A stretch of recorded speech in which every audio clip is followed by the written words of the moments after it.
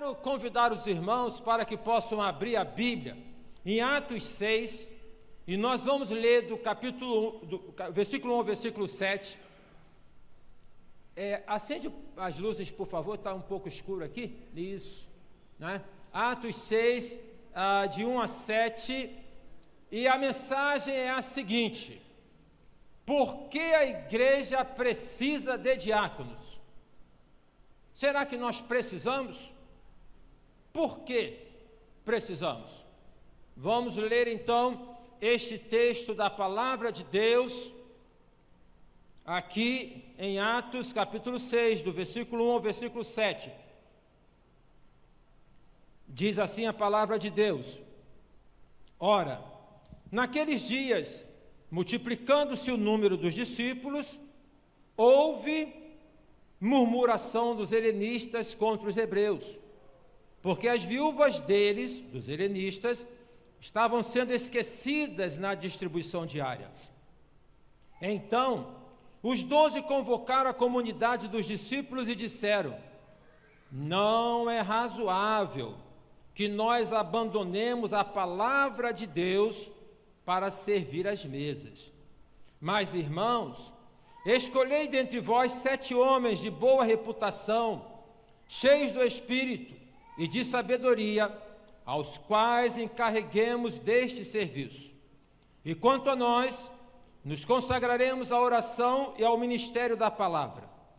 Parecia agradou a toda a comunidade, e elegeram Estevão, homem cheio de fé e do Espírito Santo, Filipe, Prócoro, Nicanor, Timão, Parmenas e Nicolau, prosélito de Antioquia. Apresentaram-nos perante os apóstolos, e estes, orando, lhes impuseram as mãos. Crescia a palavra de Deus, e em Jerusalém se multiplicava o número dos discípulos. Também muitíssimos sacerdotes obedeciam à fé. Que Deus abençoe a leitura da sua palavra. Nesses 36 anos de ministério, eu sempre trabalhei com diáconos. Alguns colegas não têm esta visão, não entendem desta maneira. Cada igreja tem a sua forma de poder se organizar, de poder se estruturar. Ok? Cada igreja batista, ela tem a sua dinâmica e uma não é uma cópia da outra. Mas eu sempre trabalhei, e me recordo que quando comecei ao ministério, nós tínhamos reuniões que varavam 11 horas da noite, às vezes chegava até quase que meia-noite. Eu me recordo de uma vez, num domingo, porque também não somente marcava, mas às vezes, domingo, depois do culto, vamos ter uma reunião, vamos conversar, alguma coisa que acontecia, um irmão que tinha que ser ajudado, aí chamava os diáconos. E teve um domingo à noite, em que eu chamei os diáconos, depois do culto, e a minha esposa que está aqui, ela falou: não é hoje que a gente sai daqui, né? Aí ficávamos lá no gabinete com os diáconos, e ficavam ali embaixo, ela e as esposas dos diáconos. E as esposas reclamavam, né? E reclamavam porque: pastor, não libera os diáconos? Que tanta reunião é essa? E faziam isso por tabela, né? Falando com a minha esposa. Bom, a minha esposa é minha esposa, ela não é uma transmissora de recados, né? Não tem uma intercessão assim. E aí falavam com ela, e ela também quieta, por conta da demora. A sala que nós estávamos reunidos tinha assim uma janela, um basculante, que dava assim para o pátio, e aí começou a jogar umas pedrinhas, para poder fazer barulho no basculante, para poder saber que tinha que terminar a reunião. Só que uma dessas pedrinhas passou e atingiu a cabeça do irmão Brito. O irmão Brito era um diácono, né? Saudosa memória, gente boa demais, louvado seja Deus, né? Ele tinha uma careca, como se fosse de Buda, sabe? Uma barriga também. Ele sentava, e às vezes ele sentava na reunião e fazia assim, ó. Eu falei: meu Deus, o irmão Brito está dormindo. Mas quando ele levantava, ele aparecia. Então ali, aquela pedrinha, ô pastor, as esposas estão reclamando lá, vamos acabar com essa reunião.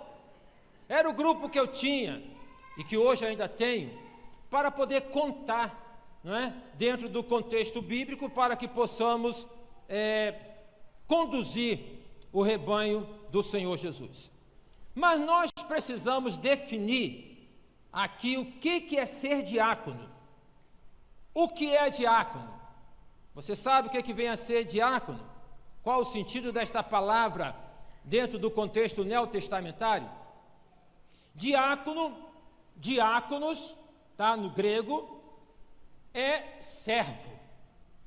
Diáconos no grego é servo. Na maioria das vezes, ou em tantas vezes, em que a palavra diácono aparece no Novo Testamento, aparece como servo, e servo aparece então ligado a diácono.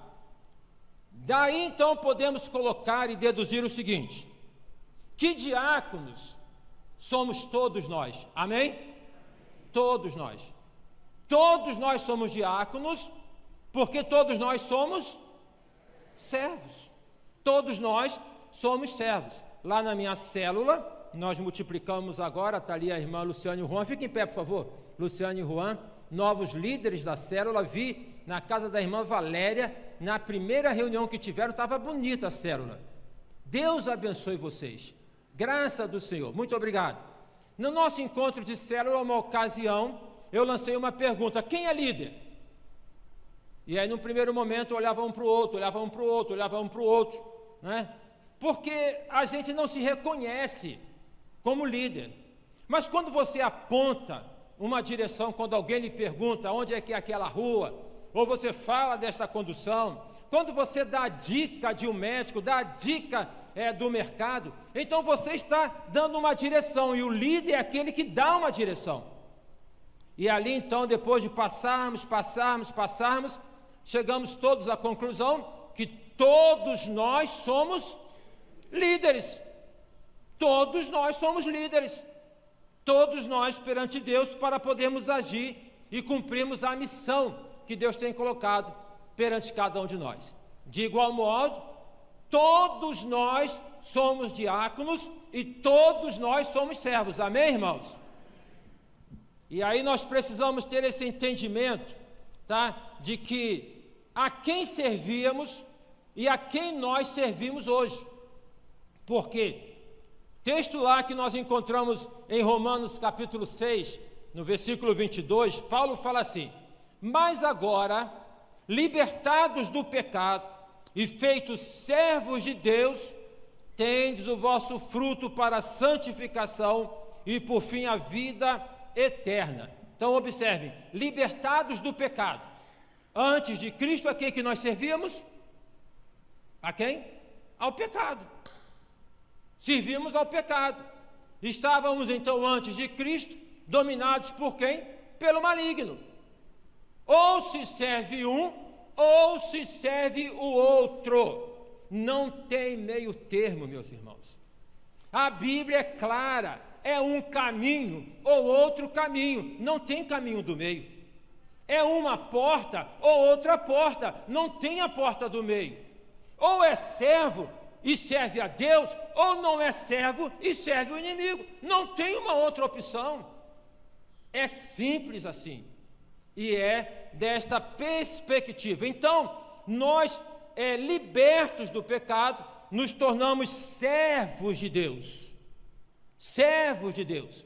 Servo tem uma correlação muito próxima e estreita com uma outra palavra muito importante que nós precisamos trabalhar muito, que é a palavra discípulo. Discípulo. Quem aqui é discípulo do Senhor Jesus? Levante a mão. Amém. Louvado seja Deus. Nós somos discípulos do Senhor Jesus. A relação do discípulo é com quem? Com o mestre, que é Jesus. Jesus é o mestre, então a relação é com o mestre, Jesus. Ou seja, a partir da figura de Jesus, a partir então do ministério do Senhor Jesus, a partir do que Jesus viveu quando aqui esteve, nós temos um molde.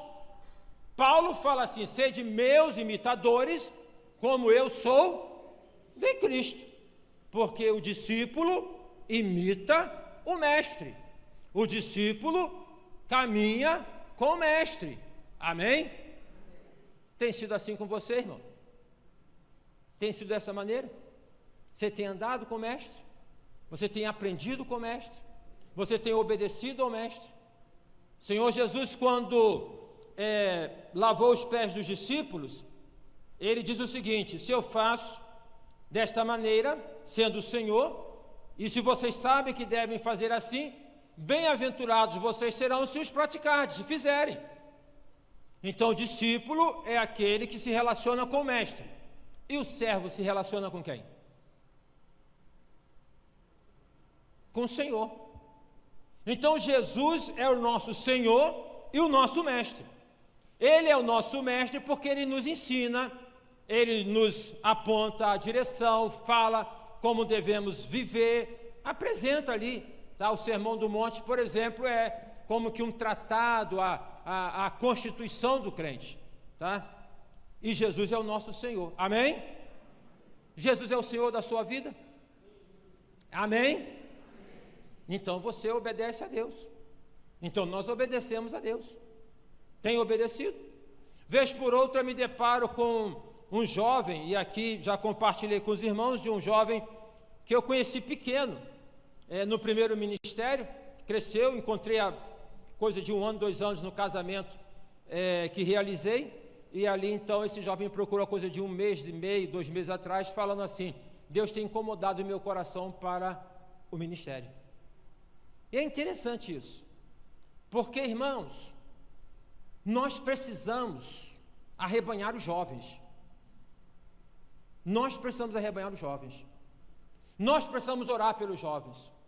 Nesta congregação aqui, quantos aqui tem de 35 anos, de 13 a 35 anos, levante a mão. Quem aqui tem de 13 a 35, levante bem alto. Os irmãos estão vendo como é que nós precisamos? Amém. Deus abençoe vocês, louvado seja o nome do Senhor. Nós precisamos arrebanhar os jovens, nós precisamos orar pelos jovens, nós precisamos transmitir, não é, o ensinamento, porque há uma outra forma nesse mundo pós-cristão, em que tem influenciado a todos nós, mas em especial os nossos jovens, e lembrando que hoje tem muitos jovens que estão fazendo Enem, inclusive vamos orar por eles agora? Vamos orar pelos jovens que estão fazendo o Enem. Feche seus olhos, vem cá, Edicleuto. Fica em pé aqui mesmo, ora pelos jovens que estão fazendo o Enem. Pai amado, eu te agradeço, ó Deus, porque o Senhor abriu essa oportunidade, ó Pai, para que esses jovens, ó Deus, que têm procurado, ó Pai, crescer na vida, que o Senhor possa estar iluminando, abençoando, ó Pai, as suas mentes, que eles possam, ó Deus, fazer essa prova, ó Pai, e possam obter êxito, ó Deus, e dar toda a glória a Ti, Senhor, pois é o Senhor que os capacita, é o Senhor que dá vida, é o Senhor que os orienta. Abençoa-os, é o que eu te peço e agradeço em nome de Jesus. Amém. Amém. Amém. Nós precisamos orar pelos jovens, precisamos transmitir este conceito de submissão ao Senhor Jesus como mestre e como Senhor. A questão é, e isso já falava o saudoso pastor Nilson Amaral Fanini, que muitos querem Jesus como Salvador, mas não querem como Senhor. Muitos querem a bênção da salvação, mas não querem o compromisso com aquele que abençoa. Este é o tempo em que nós vivemos, em que quer então buscar os benefícios da vida cristã, os benefícios de caminhar com Deus, mas sem ter compromisso com Deus. Pergunto eu aos irmãos, é possível? É possível estar com Deus sem ter compromisso com Ele? Não é possível. Na condição de servo não é possível, e muito menos na condição também de discípulos que nós somos, também não é possível. Quando nós falamos de servo, na nossa mente contaminada por aquilo que é secular, por vezes remete a uma questão de inferioridade, não é? Então o servo é como se fosse alguém inferior. Lá na Índia, no movimento que eles têm, que é o movimento de castas, então aqueles que estão lá naquela base, aqueles que vão fazer os serviços que ninguém mais quer fazer.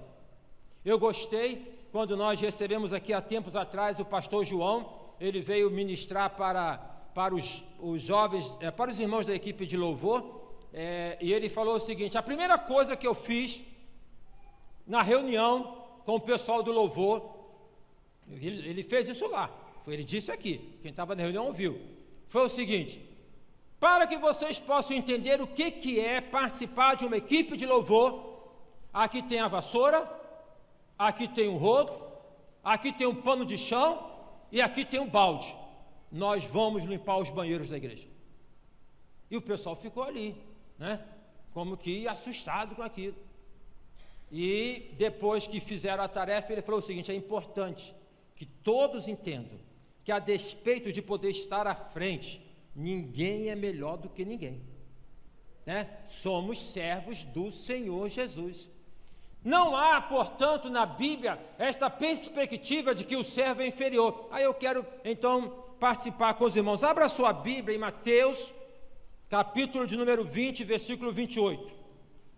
Os irmãos que estão aqui, você que está cultuando conosco pela transmissão. Mateus, capítulo 20, versículo de número 28. Por que o ato de poder servir não pode ser visto como sendo algo de inferioridade? Mateus 20, 28 diz assim, vou ler o 27 para poder ficar no contexto: e quem quiser ser o primeiro entre vós, será o vosso servo, tal como o Filho do Homem, que não veio para ser servido, mas para servir e dar a sua vida em resgate de muitos. Então não há essa perspectiva de inferioridade, porque Jesus, o Filho de Deus, ele veio ao mundo para servir e não para ser servido. Então ser servo é poder agir nessa perspectiva que Jesus agiu quando aqui esteve. Vamos ler um outro texto? Quero convidar os irmãos, vamos ler agora Filipenses, capítulo de número 2. Filipenses, capítulo de número 2. Esse é um texto que é muito bonito, tá? Filipenses 2, versículos 5 a 7. Vamos ler até o versículo 11. Filipenses 2, 5 a 11. Diz assim: tende em vós o mesmo sentimento que houve também em Cristo Jesus, pois ele, subsistindo em forma de Deus, isso aqui, meus irmãos, é um tratado teológico, isso aqui é uma discussão. Na igreja lá do primeiro século, era Deus ou não era, então tinha uma discussão. Então o que acontece aqui? Ele fala, tendo subsistido em forma de Deus, Jesus Cristo encarnado, mas Deus, tá? Não julgou por usurpação o ser igual a Deus. O que isso significa? Ele existiu na forma de Deus, é o próprio Deus, amém? Não é um espírito, como os gnósticos falavam, né? Não, é o próprio Deus. Mas ele não trouxe, né, esta condição para poder apresentar, eu sou Deus, me respeita, eu sou Deus. Jesus não dava carteirada. Jesus não dava carteirada para poder mostrar, sabe com quem está falando? Você sabe? Então ele sendo na forma de Deus, não teve por usurpação ser igual a Deus. Olha só, o que ele fez? Antes, a si mesmo se esvaziou, assumindo a forma de servo, tornando-se em semelhança de homens e reconhecido em figura humana. A si mesmo se humilhou, tornando-se obediente até a morte e morte de cruz. Pelo que também Deus o exaltou sobremaneira e lhe deu o nome que está acima de todo nome, para que ao nome de Jesus dobre todo o joelho nos céus e na terra e debaixo da terra, e toda língua confesse que Jesus Cristo é o Senhor.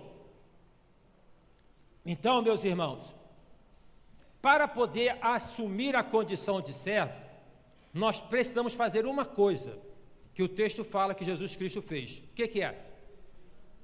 Esvaziar-se. Esvaziar-se. Todos nós temos o que nós falamos de eu, certo? Meu eu. o seu eu, que é a constituição da nossa história, das nossas vivências na vida, das nossas heranças genéticas, sociais, culturais, familiares. E o problema existe porque todos nós temos um eu que é defeituoso. E a maneira que nós temos para podermos tampar esse eu defeituoso é o quê? Destacando o que nós falamos que são as nossas virtudes e omitindo aquilo que nós achamos que são os nossos defeitos. Ah, porque eu sou assim. Já ouviu gente falar? Eu sou assim, eu sou franco. Eu sou assim, eu sou honesto. Eu sou assim, eu sou isso. Então essa postura de poder falar eu sou assim, mas ninguém fala assim, eu sou assim, fraco, medroso, né? Ah, eu sou assim, ignorante. Ah, porque ninguém fala. Mas a tendência de nós falarmos que nós somos assim. Esta tendência de podermos exaltar as virtudes é uma forma de buscarmos a aceitação do outro. É uma forma de nós estarmos com o outro e falar, veja como é que eu sou bom, reconheço o que eu estou fazendo. Jesus, ele esvaziou de si mesmo. Para que sejamos servos, nós precisamos fazer o quê? Nos esvaziarmos. Mas aí se esvazia, tem que colocar alguma coisa nesse lugar. O que a gente coloca nesse lugar? O que a Bíblia fala? Paulo fala em Efésios, não vos embriagueis com o vinho no qual há devassidão, mas enchei-vos do Espírito. Então é necessário que nós nos esvaziemos para que sejamos cheios do Espírito, amém, irmãos? Cheios do Espírito Santo. É o Espírito Santo que nos confere autoridade, é o Espírito Santo que nos confere poder, é o Espírito Santo que nos ajuda a que não possamos nos curvar perante as dificuldades. Nós precisamos abrir o nosso coração para o Espírito Santo, mas não adianta abrir o coração para o Espírito Santo se nós não esvaziarmos o nosso coração do nosso eu, daquilo que nós achamos que, eu sou certo, se nós não nos curvarmos e podemos falar como Paulo falou, miserável homem que eu sou, quem me livrará do corpo desta morte?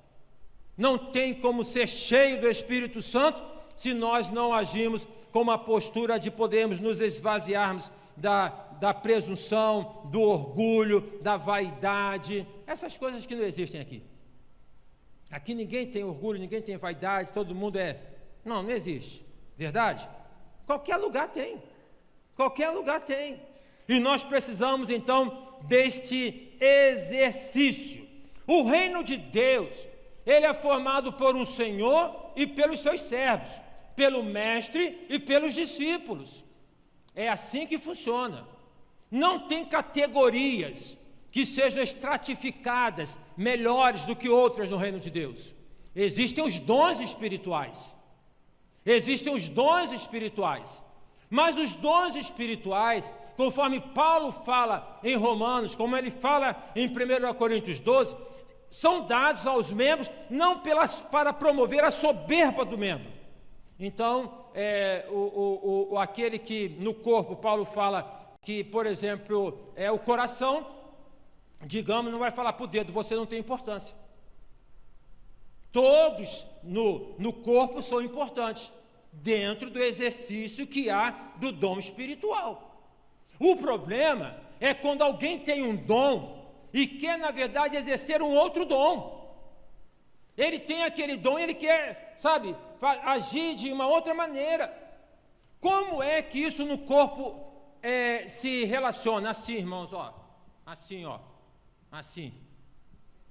No corpo é assim, relação, inter-relação.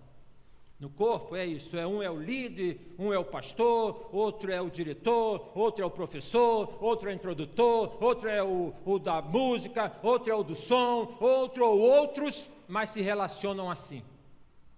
Se relacionam desta maneira.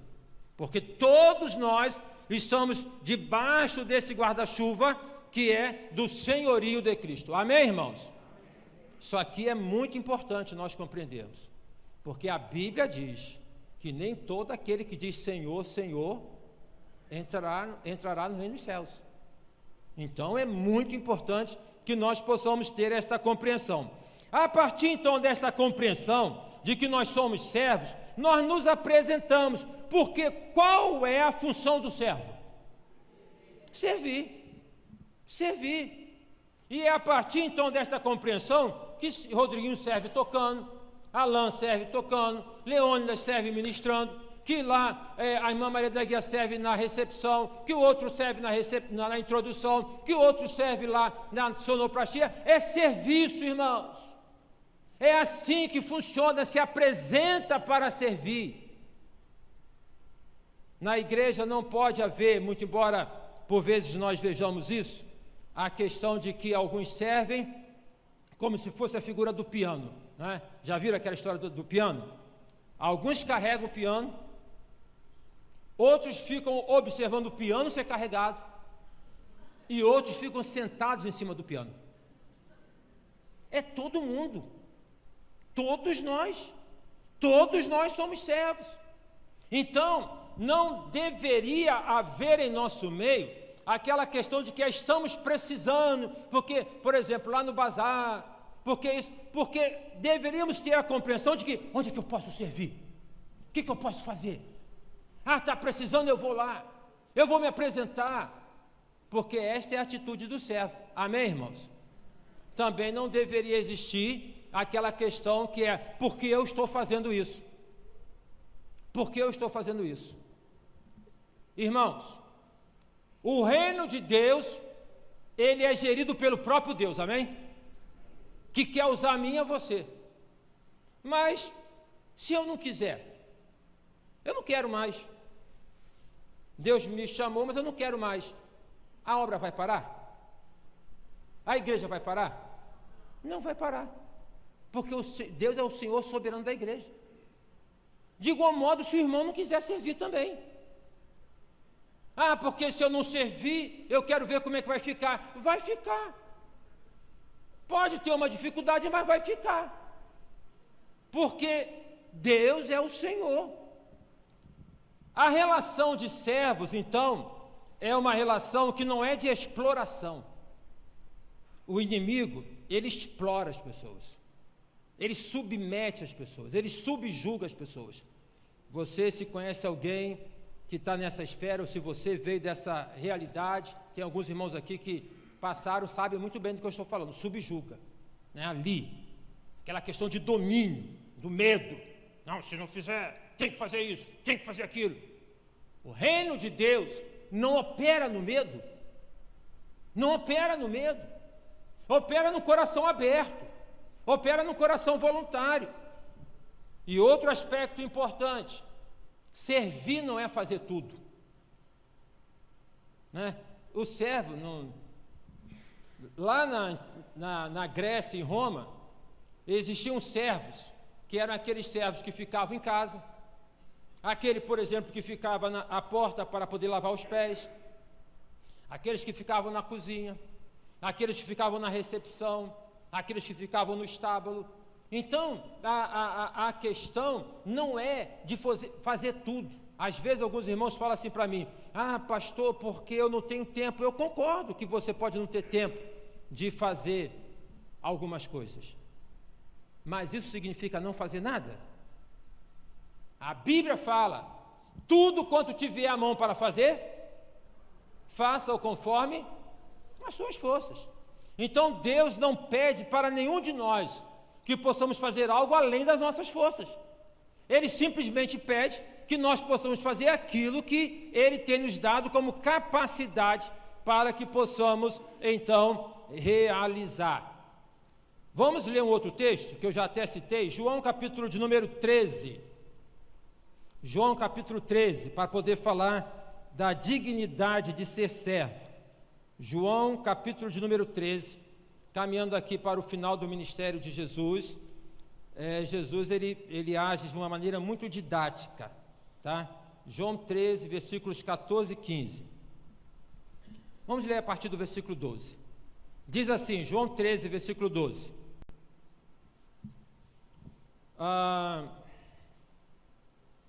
Vamos ler no início aqui do capítulo 1 para poder entender, irmão. João 13.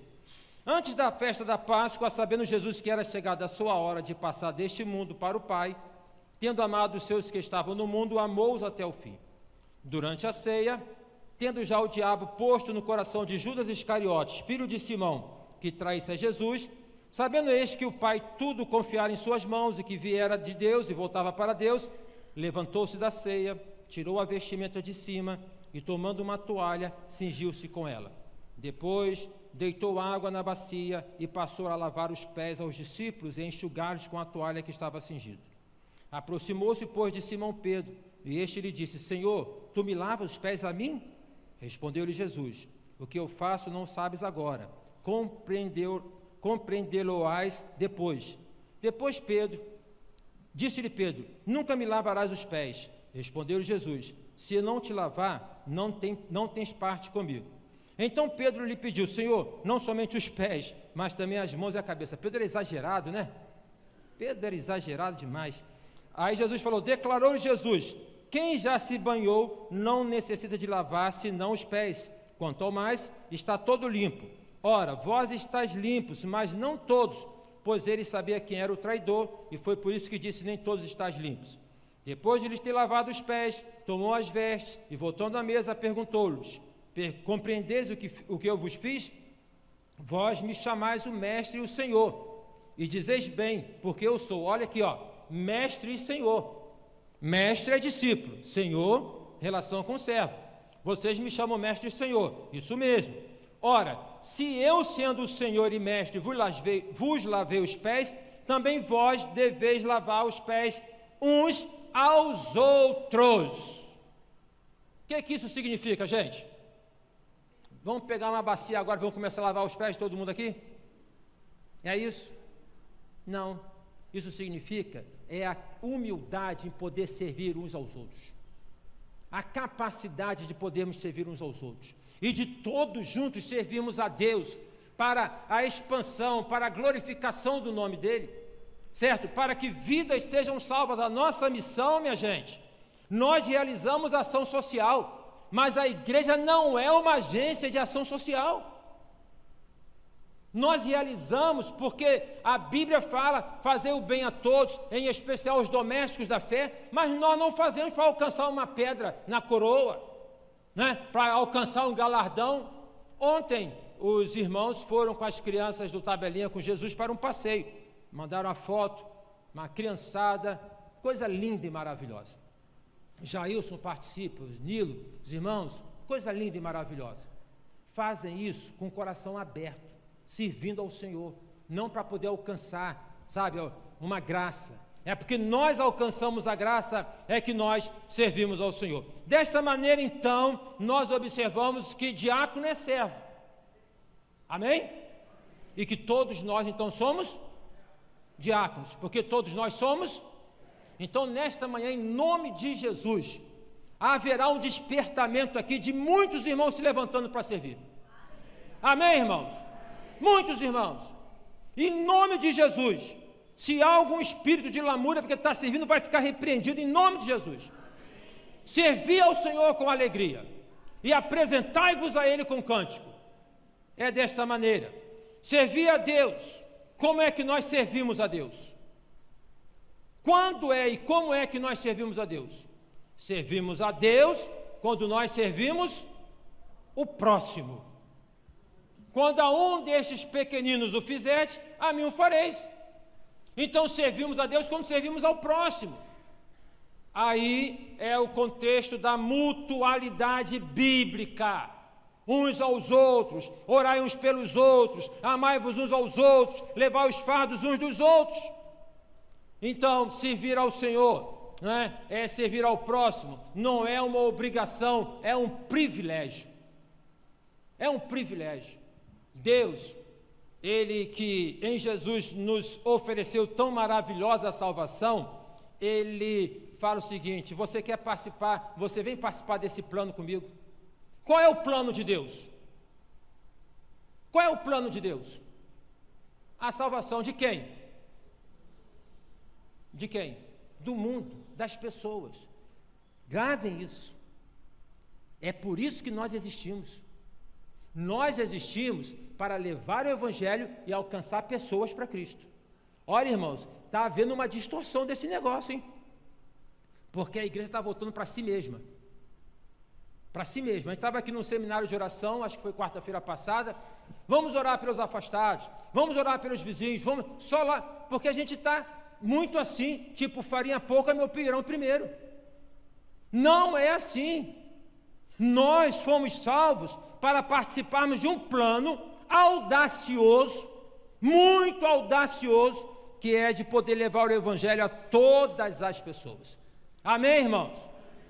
E aí, no exercício dos dons. Ok, tendo dito isso, vamos então pensar neste ofício, que é o de ser diácono.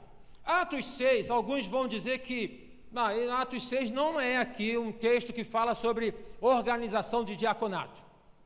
Mas o fato é que a igreja estava crescendo, que existiam demandas entre as viúvas helenistas, e entendamos viúvas como pessoas menos favorecidas, certo? Menos favorecidas. Se você quer compreender melhor o que era viúva, qual é o papel da igreja com a viúva, leia as cartas de Paulo a Timóteo, como é que deve ser o comportamento.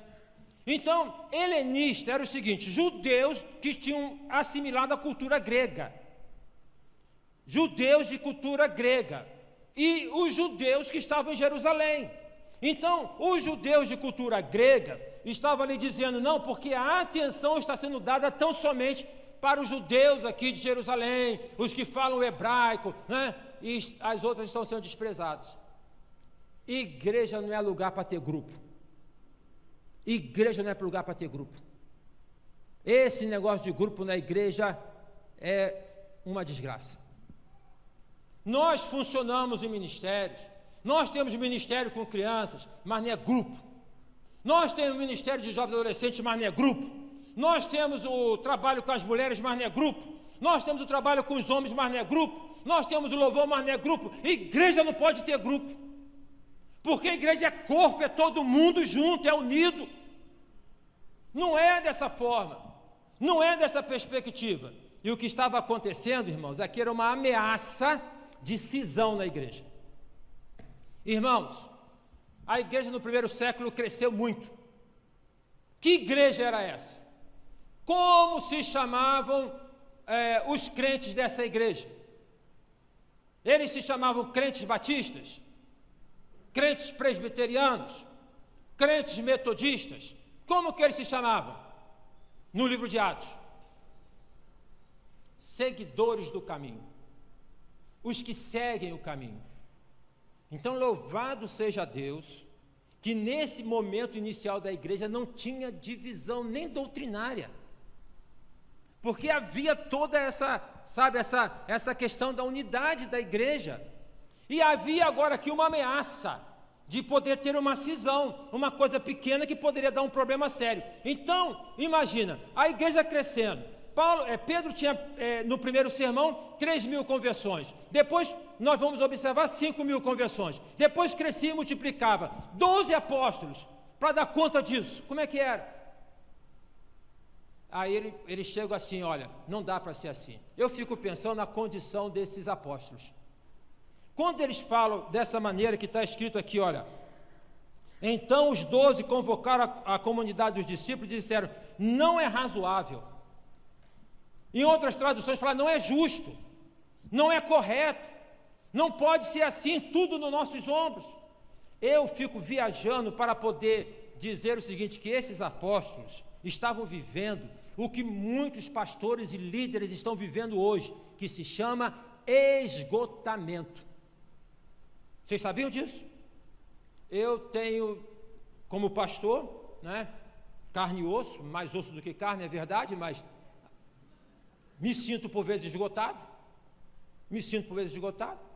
mas tenho conversado com colegas pastores, por vezes falo para pastores, e ouço pastores, meus colegas falando, eu entrei numa depressão, eu passei por um burnout, eu passei por isso, e todos nós podemos passar, todos nós.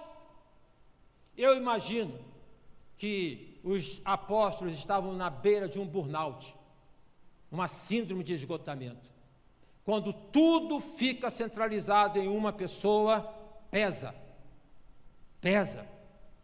Então há de se ter uma coordenação, há de se ter então uma distribuição, sempre dentro dessa prerrogativa aqui, olha, de entrelaçamento.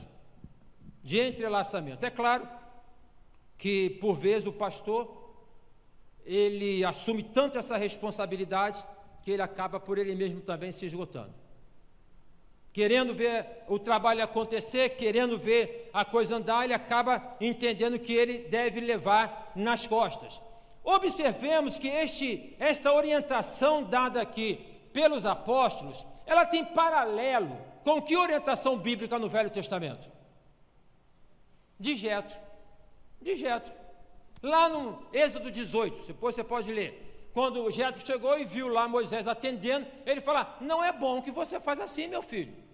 Você vai esgotar então esse povo e você vai se esgotar. Não é dessa maneira. Escolha homens que possam estar sobre 1000. Ele fala ali, o texto na minha tradução fala chefes, né? Mas não é o chefe no sentido secular que temos. Que possam estar sobre 1000, que possam estar sobre 100, que possam estar sobre 50, que possam estar sobre 10.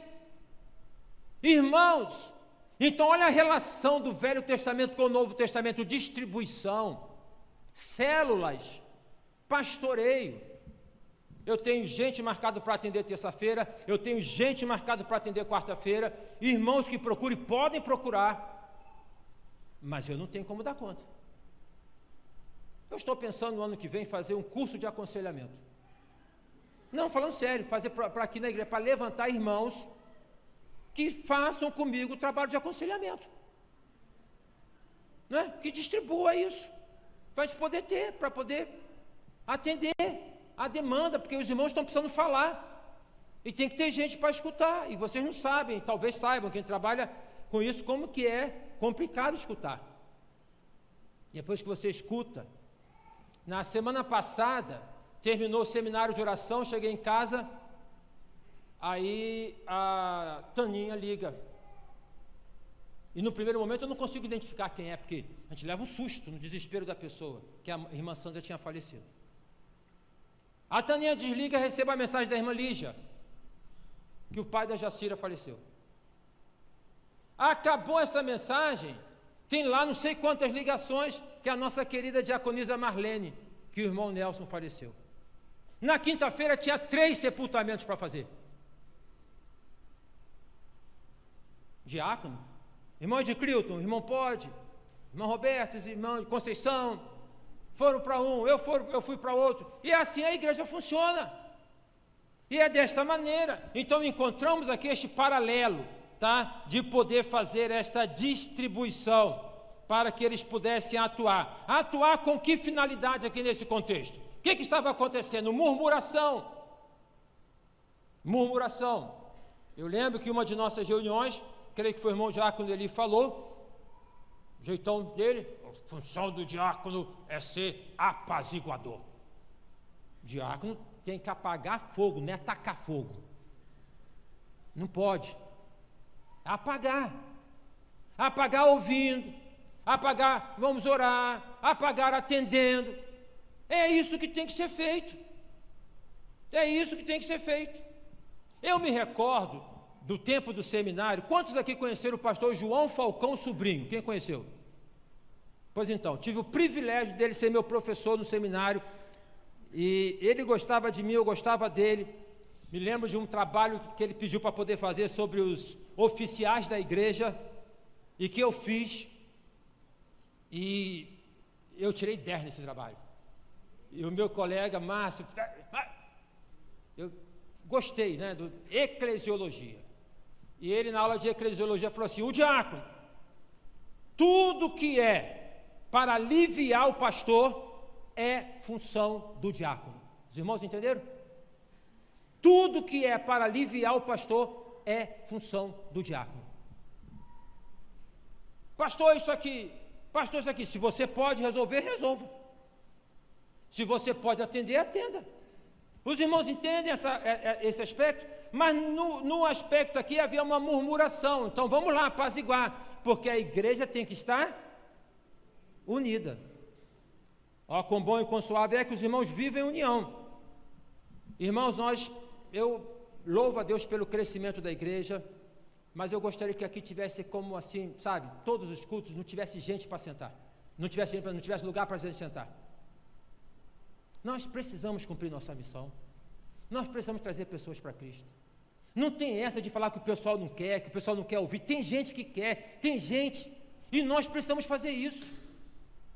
Nós precisamos colocar o que nós temos aprendido para fora, agir, para podermos ter pessoas. Mas aí então cresce muito. Como é que funciona essa igreja que cresce muito? Porque a igreja cresce muito, ela fica uma pessoa... Não. Porque se fosse assim, a igreja do primeiro século não era unida. Conserva-se a união em pequenos grupos, em células, em pastoreio, em encontros. Então foi dessa maneira. Segundo, porque havia necessidade. Então ali a distribuição das bolsas era uma tarefa dada aos diáconos, atender aos necessitados, atender aqueles que estavam precisando, distribuir as bolsas, fazer visitas, visitar os irmãos, aconselhar, era o papel dos diáconos. E os apóstolos estavam fazendo tudo isso. E liderar o rebanho. Eu participei de um congresso da CEPAL, pastor Josué Campanhã, ele fez uma didática bem interessante. Ele colocou o seguinte, digam aí, relaciona aí vocês, que todos nós éramos pastores, quais são as atividades que um pastor desenvolve? Você sabe qual é a atividade que um pastor desenvolve? Então coloca lá. Aí todo mundo foi colocando, né? O pastor faz casamento, faz funeral, o pastor faz reunião, o pastor faz... Pastor prepara sermão. Ok. Agora você coloca isso em duas colunas, como se fosse assim, uma coisa e outra, e vai eliminando, para poder ver o que é mais importante. O que os irmãos acham que é a função primordial de um pastor? À luz desse texto, e eu convido, vamos ler também Efésios capítulo 4. À luz desse texto, grava aí, mas fica essa pergunta. Efésios 4. Efésios 4, versículo 7 fala assim: e a graça foi concedida a cada um de nós segundo a proporção do dom de Cristo. Por isso diz, quando ele subiu às alturas, levou cativo o cativeiro e concedeu dons aos homens. Ora, o que quer dizer subiu, senão que também havia descido até as regiões inferiores da terra? Aquele que desceu é também o mesmo que subiu acima de todos os céus para encher todas as coisas. E ele mesmo concedeu uns para apóstolos, outros para profetas, outros para evangelistas e outros para pastores e... pastores e mestres. Há um entendimento que pastor e mestre é tudo uma coisa só. Alguém vai falar que é pastor e mestre, tá? Mas é pastores e mestres. Com vistas a quê, irmãos? Com vistas a quê? Ao aperfeiçoamento do corpo de Cristo. Então, à luz de Atos 6 e à luz de Efésios 4, qual é a função do pastor? Atos 6, pregar a palavra. O púlpito é do pastor. Eu coloco aqui para os irmãos da igreja. O púlpito é do pastor. É o pastor que prega, é o pastor que exorta, é o pastor que convida. É assim que funciona. Porque Deus colocou esse homem, que hoje sou eu, amanhã será outro, ontem foi outro. É dessa maneira, responsabilidade. Pregar a palavra, ensinar. E é a luz de Efésios 4, qual é a função do pastor? O aperfeiçoamento dos santos, que significa o quê? Preparar, treinar, capacitar, para que as coisas possam acontecer. Nesse encontro de pastores lá em Juiz de Fora, o pastor Aloysio Penido, pastor da primeira igreja batista em Juiz de Fora, eu quero trazê-lo aqui, porque ele fala assim: Ailton, eu faço um trabalho na igreja, todas as quartas-feiras eu começo, o culto é às 7, eu começo às 6, para fazer treinamento de evangelismo. Como é que faz, não sei o que eu faço. Treinar, irmãos, é assim que multiplica, é assim que acontece. Então os apóstolos falam, não é bom que nós deixemos a pregação da palavra para servirmos as mesas ali daquelas pessoas necessitadas. No contexto da igreja do Lins, isso não é uma questão minha, mas é uma história da igreja, da forma da igreja poder funcionar, e os irmãos diáconos aqui são instruídos nisso, e nós colocamos para os irmãos, nós colocamos o seguinte, que os diáconos da igreja do Lins, eles cumprem o papel de servir as mesas, e nós colocamos didaticamente 3 mesas, que são as seguintes: a mesa daqueles que estão necessitados enquanto amparo, enquanto ajuda. Não é fazer o trabalho que a irmã Madalena, que é a líder de ação social, faz, mas é estar junto com ela, poder ter essa atenção, é fazer visitas, certo? É poder fazer esse trabalho. Então, servir as mesas nesse sentido. A outra, servir a mesa significa preparar a ceia, né? A gente, para poder servir a mesa, tem que chegar antes, preparar o cálice, cortar o pão, tem feito ornamentação, para ficar tudo bonito, servir as mesas. E a outra didática, a mesa do pastor, é cuidado com o pastor. Eu louvo a Deus quando, em algumas ocasiões, alguns diáconos chegam: pastor, como é que o senhor está? Pastor, vamos orar. Todo líder padece de isolamento. Todo líder padece de isolamento. Todo líder, ao tempo que ele está com um montão de gente, ele está com ninguém. Ok? Isso é questão de exercício de liderança em várias esferas. Onde você trabalha assim, coisa dessa maneira. Então, o aspecto é de poder ter esse pastoreio, porque quem pastoreia também tem que ser pastoreado. A Gemima me fez uma pergunta, você lembra disso? Eu falando: meus irmãos, ninguém pode andar sozinho, ninguém não sei o quê. Ela me fez uma pergunta desse jeitão dela, daquele que pega assim, como se diz na lata. Ela fala assim: e o Senhor é pastoreado por quem? E o Senhor é cuidado por quem? Está entendendo? Então, a questão não é, e aqui pegando bem biblicamente, não é uma questão de melação, não é uma questão de poder endeusar, mas é a questão de poder cuidar. Eu fui pregar na Igreja Nova Vida de São Gonçalo, há tempos atrás, pastora Sandra.